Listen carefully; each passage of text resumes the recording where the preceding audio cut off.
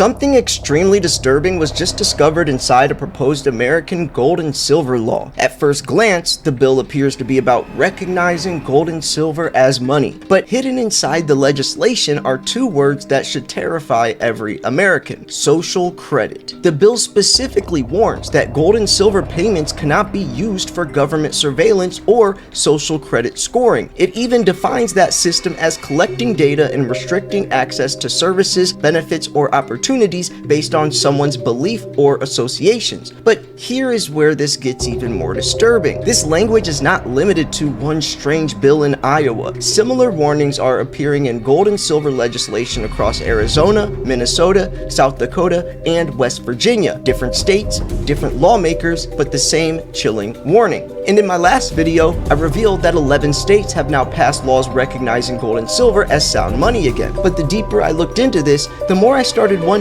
is this really just about sound money, or is something much bigger and much more secretive happening behind America's quiet return towards a gold-backed system again? Why are multiple states suddenly preparing to protect gold and silver from government surveillance? Why are lawmakers connecting precious metals to social credit systems? And what kind of monetary system are they expecting America to face? This could just be an attempt to protect our financial freedom before it disappears, or it could be a warning that something far more dangerous is already being built behind the scenes. Because once money can track your behavior, judge your associations, and control what you are allowed to buy, it no longer is just money, it becomes a weapon.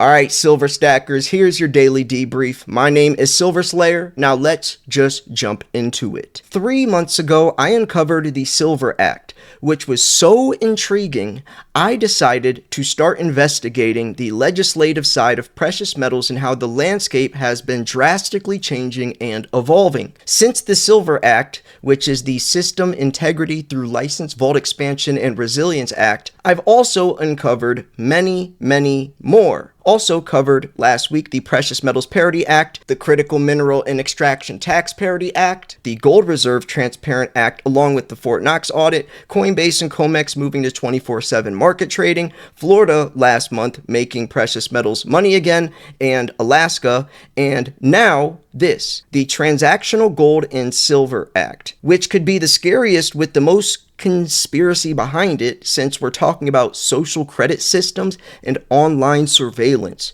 with precious metals. If you enjoy content like this or always want to be the first informed about new bills passing, more states approving gold and silver, corruption, price manipulation, daily price updates, weekly shows with Andy Schechtman, or how the geopolitical landscape is currently affecting prices, plus much more, well, then subscribe and click the bell so you get notified immediately when I post. Now, we're going to be covering a few articles that are showing all of this, and I just want to dive deeper into what this all could mean, and I would love to hear your thoughts as well. So I'm going to take you down the rabbit hole real quick of how I found out about this, because it's pretty interesting, and I just want you guys to get an idea of how I find this type of stuff and hopefully earn your respect for how much work and investigative journalism I do. So, I've covered all these different bills, and I heard about this from Iowa.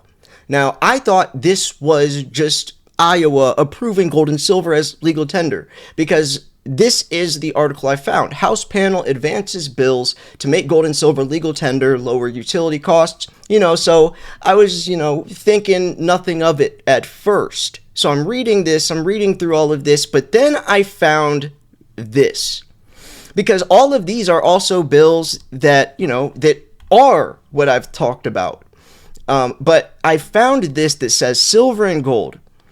Now, this House File 2311 would make uniform bullions of silver and gold called specie by the bill legal and tax-free legal tender in Iowa.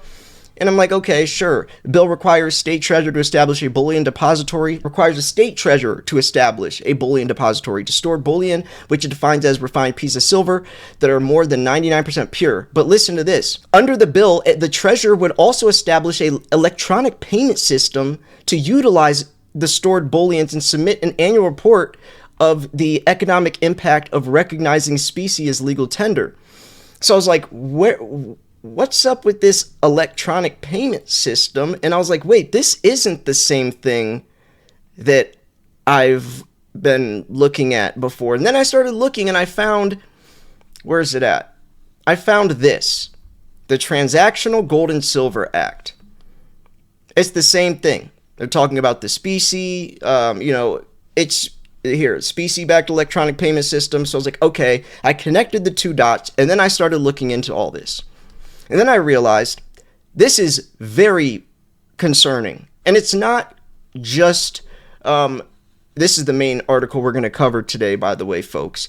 But it's not just Iowa. I realized this is a 6-page document from iowa.gov. I was looking through all of this and what this thing actually is. But then I found out it's also in South Dakota. I found out it's also in Minnesota, which here is a 5-page document of it. West Virginia, and Arizona. So I was like, okay, so this is a new bill that I found. This one's probably the most concerning for the American people, because we're talking about digital surveillance, social credit scores, and associations. And I was like, okay, I think it's time to make a video on this. So here we are. That is hopefully you guys can support a channel that goes to these lengths, and I go a lot deeper than this. But this is just my journey through all of these bills, because there is a new age, just like COMEX turning to 24/7 trading, Coinbase, and all of that. We're living in a new world, and the old times are leaving us, even though it could be masked as we are going back to old times, as a lot of these states are bringing back a somewhat gold standard. Now, let's jump into it. A new gold rush. States stockpile bars, encourage gold-backed debit cards. Critics question the need for state legislation which could provide tax havens for the wealthy. And do you see how they always cushion this with pros and don't really focus on the cons, just like flock cameras? Oh, crime will be down. Crime will be down. You see what the situation, that was kind of a good metaphor, because it truly is. Like, this could be good, but it could also be very, very bad. More states are piling up gold bars or encouraging residents to use gold-backed debit cards to hedge against inflation. Why not just use the physical gold? Several states, including Western ones with rich mining histories, have been stockpiling gold as part of their broader state savings. And more states are looking to follow the lead of Texas and Florida by passing so-called transactional gold laws that would invite consumers to save and spend gold through their own accounts. Critics question the needs for these bills, right? And have panned them as potentially market-disrupting measures that could ultimately provide tax havens for the wealthy. But proponents say they can be helping bring gold to the masses and provide ordinary consumers an important protection against the creep of inflation, since gold has generally increased in value over time. But why? So the whole point of precious metals, physical, is for, the anonymous effect, right? The going off the grid, not having the government be all up in your business. That's the whole point. Anonymity, right? So doing this is the exact opposite. And actually, it's more than the exact opposite, because now it's really tied in. Like, if you were just to go buy some silver from Miles Franklin or whatever, as long as it's, and actually they can't report anything, because as long as you spend under $9,999 in cash, then it's not reportable. But when you're going this route, they have all of it. It's just overexposing. It's overgiving unnecessarily by plating it over with some type of pro that could be happening, when you could just take this option the real way, the physical gold and silver way, instead of going this route. So, quote, inflation is the carbon monoxide that you can't see, taste, or smell, said Georgia State Senator Marty Harbin, a Republican who sponsored bipartisan legislation this year, would have established gold and silver as legal tender and created an electronic payment system. See how he does one thing good, but then there's like this behind it. And that's why I was saying in the intro script, which I wrote myself, and hopefully you guys could also maybe subscribe just because of the amount of work I put into these videos. I can promise it's much more than anyone else you're watching on YouTube. But the whole point is it's like a mask, right? And that can happen with any type of government proposing some law or whatever it is they focus on the good, so then you can kind of hide the bad. I'm sure there's other metaphors that I'm missing on the top of my head that I could definitely think of that would perfectly represent this, but you guys know what I mean, so I don't even have to try. The state Senate approved the bill, but it didn't advance beyond a House committee. Now, yes, exactly. They say it in the next session. Harbin said he expects to reintroduce it the next session. And here's the thing. If it doesn't get passed through here, it can go through other numbers. Like it will be lost, and it will just be switched up and reworded or renumbered as another House bill until it gets passed. And something I was reading out of one of these freaking 20 different tabs I have of this stuff mentioned that. But I'm not going to go through all of these and try to find where I saw that at. I'm trying right now. Actually, I shouldn't even be. But yeah. So yeah, I will actually link all of these articles down below so you guys can check it out yourself. I always say, don't just listen to me. Do your own homework. But if you're going to do your homework, at least make sure you get the answers correctly. So, Oklahoma lawmakers are considering a similar measure that would create an electronic payment system backed by gold. Lawmakers in several states, including Arizona, Iowa, and Mississippi, considered such legislation this year. After vetoing a similar bill last year, Utah Republican Spencer Cox allowed a gold measure to become law this year without his signature. He said the legislator appeared intent on passing the bill despite his misgivings. Many are concerned that this will result in unwelcome government involvement in the gold market, he wrote in a statement last month. Exactly. But they will cover it up with quotes like this. Inflation is the carbon monoxide you can't see, taste, or smell, so go with this. Instead of saying, hey folks, if you guys really want gold and you don't want the government to know all of your business, just buy the physical metal and store it yourself. As part of a transactional gold legislation, proponents are pushing for tax exemptions for precious metals, namely gold and silver, while interest on savings accounts or earnings on stock investment can be subject to state and federal taxes. Gold proponents say precious metals should be free of tax because of their history as legal currency. And this is an interesting one. Matthew Gardner, a senior fellow at the left-leaning Institute on Taxation and Economic Policy, said there's no reason gold should be taxed differently from other investment holdings. Governments generally provide capital gains tax and breaks in hope of spurring activities that grow the economy and create jobs. But Gardner said holding gold or other collectibles does not do such thing. Quote, this is an economic activity virtually no social benefits whatsoever. You're trading a Pokemon card, basically. So if rising costs are the main concern, Gardner said lawmakers should tackle inflation directly. The Pokemon card thing is interesting because if you do have this on a card, it is kind of defeating the point. Like I say, if you can't hold it, you don't own it. Now you can hold a card, but if the card has something stored that you cannot hold it somewhere else, then that's still the same exact thing. It's just not necessary. Gold for the masses. The more Georgia Democratic State Senate Sonia Halpern learned about the transactional gold systems, the more appealing the idea becomes, right? Because they're just fluffing them with all of the benefits of gold and silver, right? Don't even talk about the act.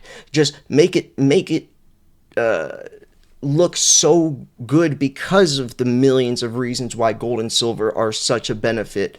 But don't talk about the actual act itself. Just go that route because they're focused on hearing the good, right? You could be telling them this and they're looking at it from the same perspective of us, but not really understanding the dangers behind the actual act, which would be the electronic side of things. Hopefully that's why she's thinking that. So I personally think that most people would see it as a compliment to whatever they've already got going for their savings. And it's just a piece of their overall ability to save and protect dollars they're working so hard to earn. You can do that. You can do that without this, without the government needing to know everything. And here, I've actually interviewed JP Cortez, so I have to talk about this. Actually, I have to get him on, because I was already talking about getting him on from the Silver Act, which he helped push, because he goes around all 50 states. I interviewed him a couple of years ago. So the Sound Money Defense League, a group that advocates for restoring gold and silver as America's currency, has fought Harbin's proposal and similar measures. JP Cortez, this is the guy that I interviewed. The group's executive director said the existing debit card system was actually evidence that the legislation was unnecessary. Bang! Thank God. I was so hoping. I was so hoping that he said that. I was so scared that I was going to read down and it's mentioning that JP Cortez supports this. I'm so glad. Yeah, because right here, he says, the mentality of a gold owner is not one that says, I want more government involvement in my gold, Cortez said. Yes, exactly. Man, I was worried for a second because I really like JP Cortez and he's done a lot of good work. So I was praying that he did not destroy his reputation by this, because he genuinely is for the people. Oh yeah, and they're talking about the IRS. I also talked about the IRS's involvement with precious metals recently, or how that all works. So man, folks, this is crazy. Like, this is so crazy. I hope you guys... Yeah, I'm just reading this on my own. See, I didn't read this article too much. I went through all the other stuff, but then I found one that actually is like covering it all and kind of giving... So I was like, I'm going to save this one so, we can all kind of experience this together. Now that we have a good idea of what the act is and the dangers behind it. But yeah, I'm glad that I saved to read this with you guys, because this was pretty crazy. I will link all of this stuff, though. I will link the Iowa one right here. I will link the Transactional Gold Act. This is the one that actually talks about it. The model policy recognizes gold and silver as legal tender for private transactions, and when accepted for paying state and local taxes or fees, it authorizes the creation of a secure bullion depository and specie-backed electronic payment system to support their use. It exempts gold and silver transactions from state sales, use, and income taxes. And then it goes down all this. Goes all the way down. And actually, this one, one of these from Iowa.gov, it like breaks down what all this is, like social credit scoring system. Means a system of record keeping, data collection, and scoring that conditions access to services, benefits, or opportunities based on evaluation of a person's, like, which species. Means bullion is uniform shape, size, and design, and content, purity, suitable for customarily used as currency. Transactional gold and silver means representation in fractional troy ounces and grams held in bullion depository. Like, yeah, there's a lot here if you guys want to look deeper into it, but hopefully I covered the meat and potatoes, this stuff. You get the gist of this, but you guys can keep reading on, and hopefully you do. So anyways, yeah, I'm going to wrap this video up here, folks. Let me know what you think about this. This is crazy stuff. Make sure you subscribe if you guys want more videos like this, or if you want updates on this, because, folks, I'm on a mission right now, and I've been looking into a lot of different stuff with the government's involvement on the legislative side. That's something I kind of missed. I missed a lot of that side of things. I've been focused on the silver shortage and COMEX, and all of that, but this is really intriguing, because this is the stuff that actually affects us, right? Like, this is the stuff that we really should be paying attention to, So anyways, yeah, I'm going to wrap this video up here. Thank you so much for tuning in. This was Silver Slayer. Go check out my last several videos if you want more videos like this, because I've covered a lot of different other acts and some other big news that I think you should know. Anyways, I love you guys. You've been debriefed. Peace.